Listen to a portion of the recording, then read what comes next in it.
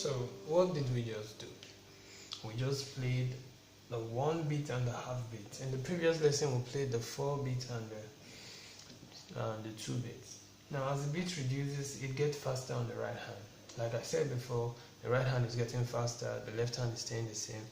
It means you are learning to have hand independence, and it's a very important thing for you to learn. Now we want to be able to increase the speed of our right hand without our left hand getting affected.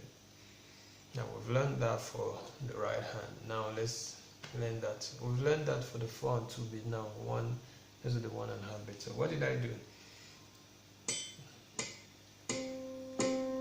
This is the 1 beat. It follows the beats counting 1.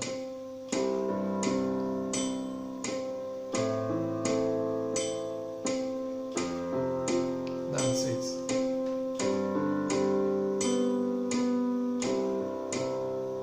So I just went to T there because I was in the saw chord, so it sounds good together, so I did it. The 1 beat, this is the psychology behind it. You hit it on your first finger and on your last finger, so watch me.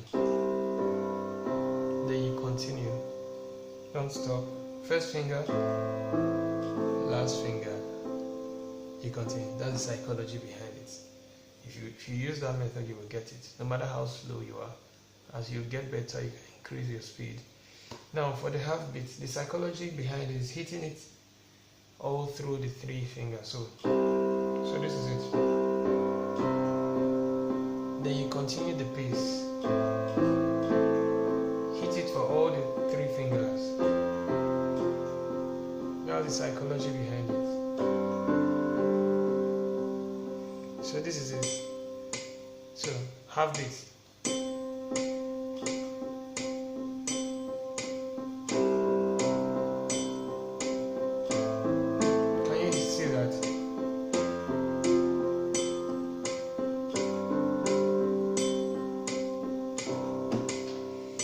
So all you have to do is to hit it for each of the 3 fingers.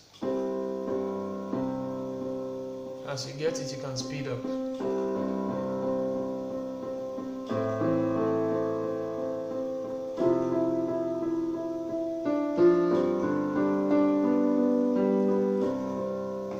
Okay, so that's that for this level. Please master this level, master the previous level, because this knowledge will be required in the next level. Master it before you move on.